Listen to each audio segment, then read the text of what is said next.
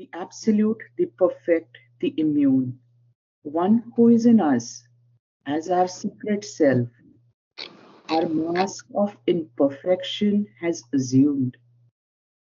He has made his tenement of flesh his own, his image in the human measure cast, that to his divine measure we might rise. Then, in a figure of divinity, the Maker shall recast as and impose a plan of Godhead on the mortal's mould, lifting our finite minds to his infinite, touching the moment with eternity. This transfiguration is earth's due to heaven. A mutual debt binds man to the supreme. His nature we must put on as he put ours. We are sons of God and must be even as he. His human portion we must grow divine. Our life is a paradox with God for key. So there is the passage. Mhm. Many, many beautiful, beautiful lines. Basically telling us that the divine is in each of us. And being in each of us, he's in us as our secret self. And he has even assumed our imperfection. Because when the divine comes down into human birth, he must take on the imperfections of humanity to show humanity how they can climb out of it. Therefore, he has made this tenement. Tenement is a human building, but here it refers to the soul in the body. Okay. He has made this tenement of flesh, the soul of flesh, his own. His image in the human measure cast. Why has he done that?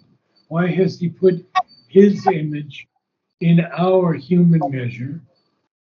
Because that to his divine measure we might rise. And then Sri Aurobindo has a semicolon there. And he says, then in a figure of divinity, the Maker shall recast us and impose a plan of Godhead on the mortal's mold. In other words, on our shape, on our human shape, lifting our finite minds to his infinite, touching the moment with eternity. So we can understand all of that very clearly, how we're going to be transformed or recast, as he says. He's going to put a plan of Godhead on our human mold. He's going to lift our finite minds to his infinite. And he's going to touch the moment with eternity. But now Sri Aurobindo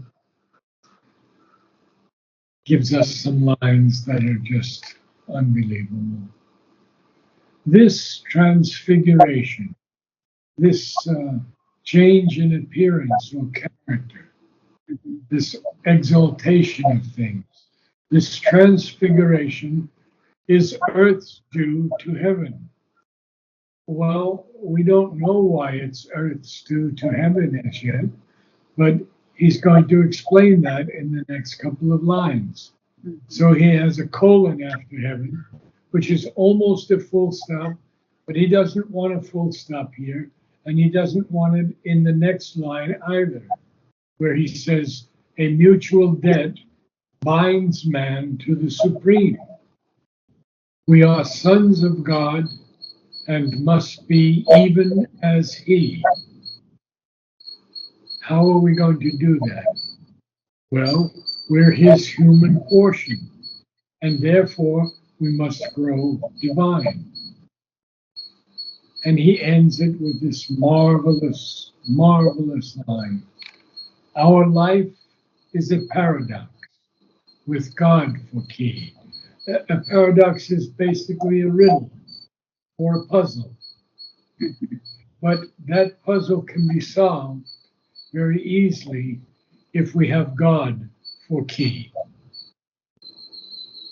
But meanwhile, all is a shadow cast by a dream, and to the musing and immobile spirit, life and himself don the aspect of a myth, the burden of a long, unmeaning tale.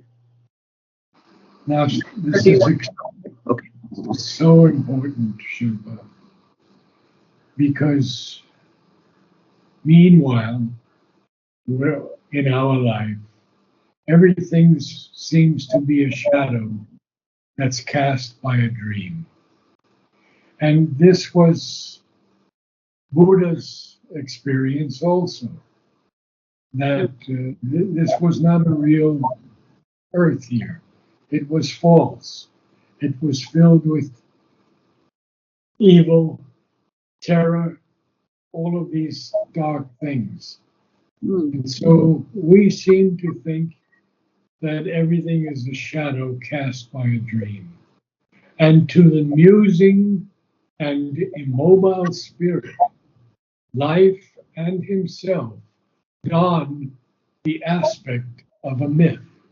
To don something is to put it on, like putting on a dress or Mhm. clothing. Correct. So we see that even this musing and immobile spirit sees life and himself donning the aspect of a myth. But meanwhile, all is a shadow cast by a dream. And to the musing and immobile spirit. Now, this immobile spirit is not part of our life of ignorance. It's much, much higher in the spiritual plane of consciousness. Okay. So life and himself put on the aspect of a myth, the burden of a long, unmeaning tale. And now we're going to find out why this key is hid. We just heard that our life is a paradox with God for key, and now we see that the key is hid. Mm. So please continue. But Narad sir, just one question here. Sure. So, is there a specific reason why he has said unmeaning tale? Is it because it's a puzzle? Yes, it doesn't seem to us to have meaning Okay. because it seems to be an aspect of a myth. Okay. Something that's a myth is not really true. It's True. Okay. mythology, you know? Okay. And so therefore it's a burden of a long unmeaning tale because we have to go through life and every day we are going closer to death. Mm. So when we're born, we begin to die. Mm-hmm. 60, 80, 90 years, doesn't matter. Mm. So everything seems to be the burden of a long, unmeaning tale, but for the key. Okay. For the key is hid, and by the inconscient kept, the secret God beneath the threshold dwells. And we'll stop there for today because you'll have a good bit to read. But it's important to realize that, first of all, this inconscient, which Sri Aurobindo tells us, the inconscient itself is only an involved state of consciousness, which, like the Tao or Shunya, though in a different way, contains all things suppressed within it, so that under a pressure from above or within, all can evolve out of it. And so that's from his letters on yoga.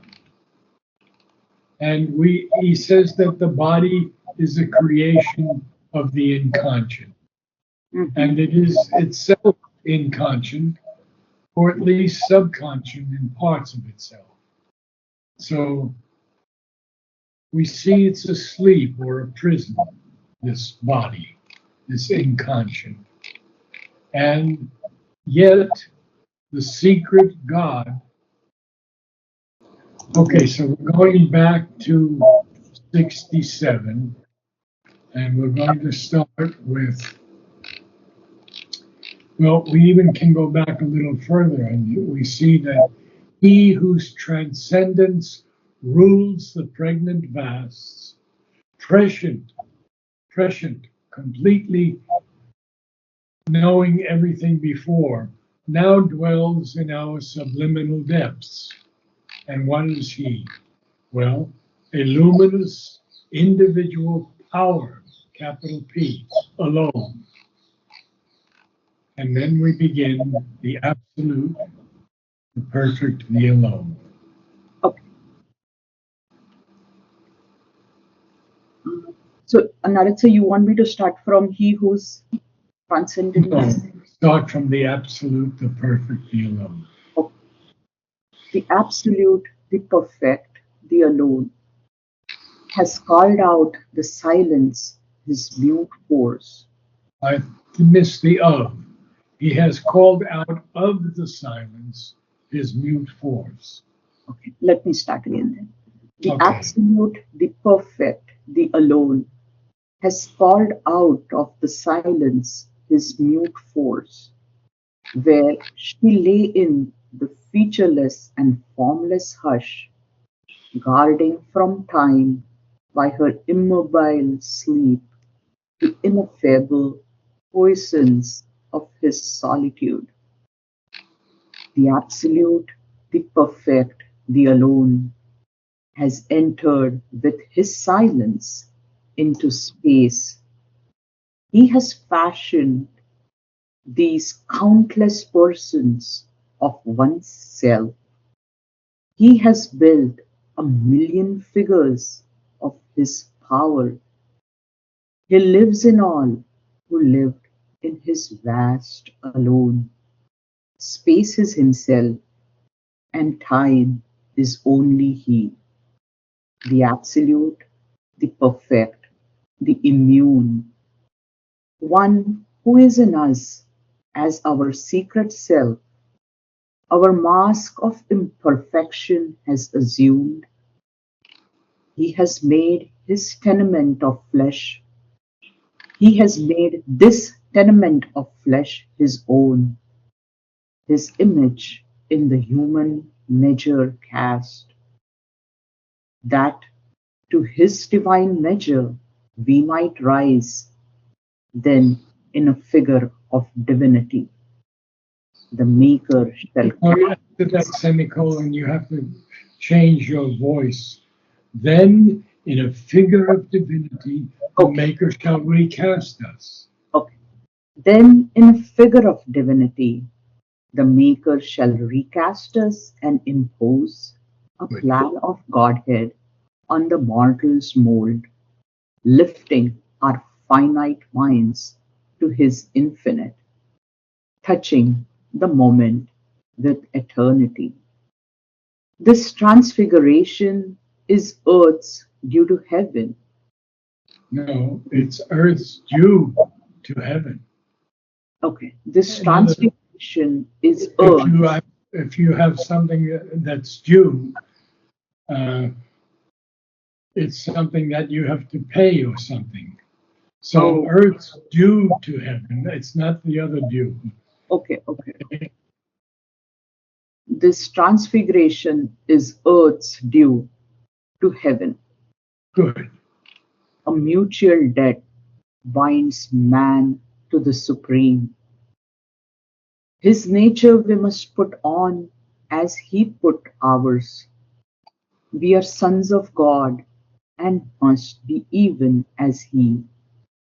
His human portion, we must grow divine. Our life is a paradox with God for key.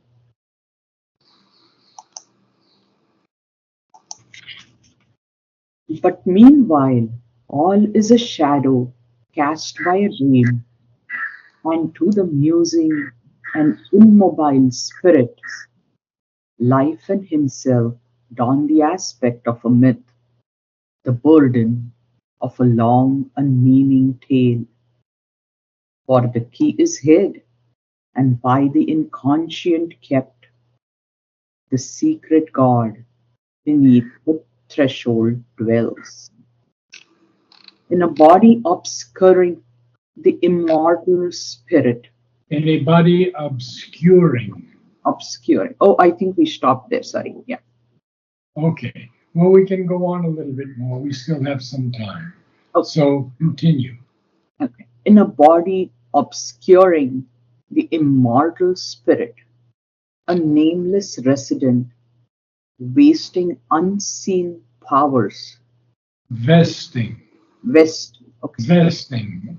In other words, giving some power or authority. Okay. I invested in something, so vesting is like that. Okay.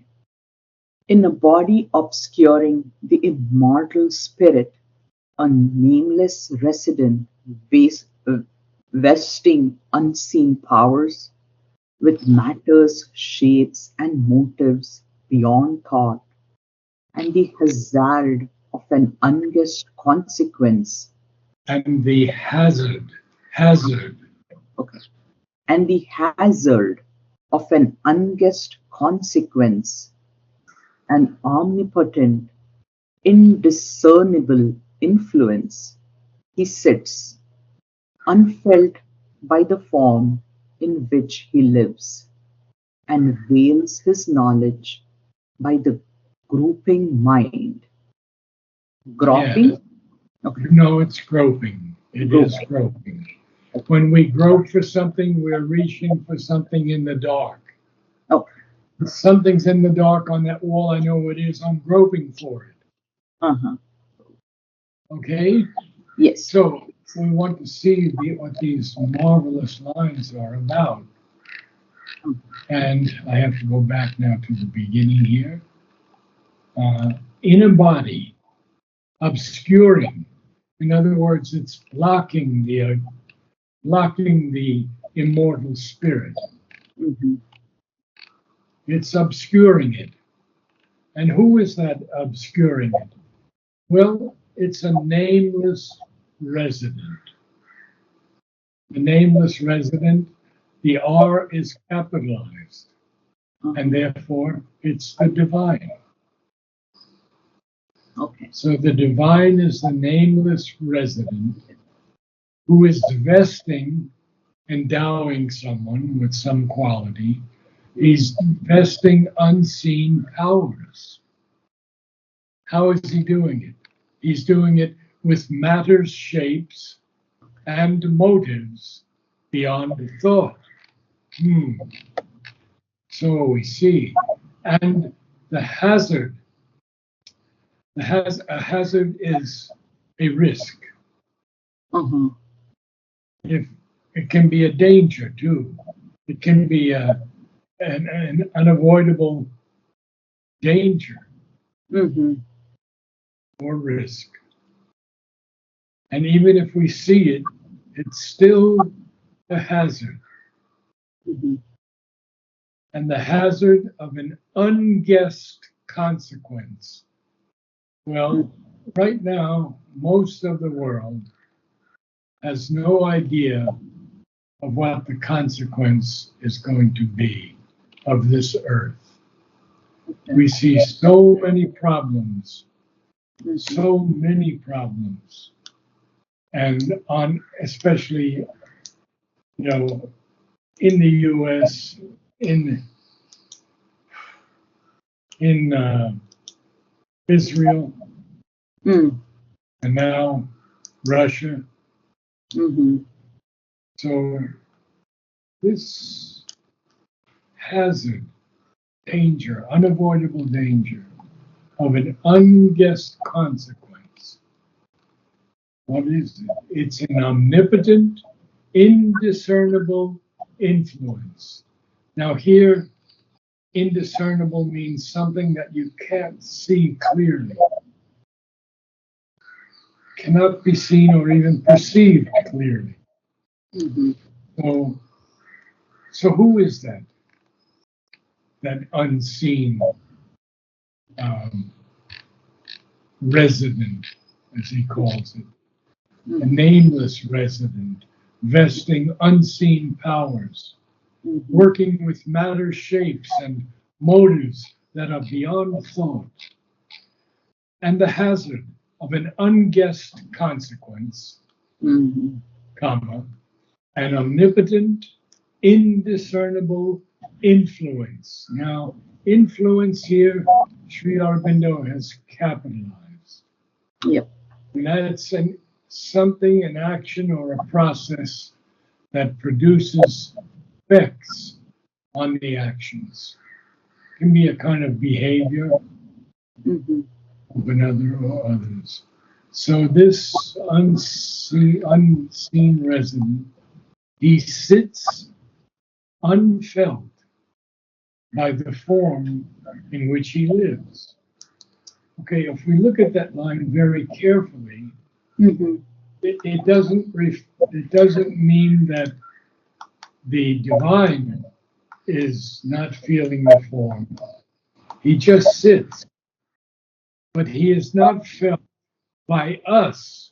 Ah, We are the form in which he lives. yes, yeah. And therefore, he veils his knowledge. The divine veils his knowledge Mm. by the groping mind. Mm. It's a beautiful passage we read tonight, really Yes. special. And we'll meet again next week. Sure, Narad sir. Thank you so much. Yeah. You're welcome. You take care. Okay. Have a Thank great you. week. Thank you. Thank you.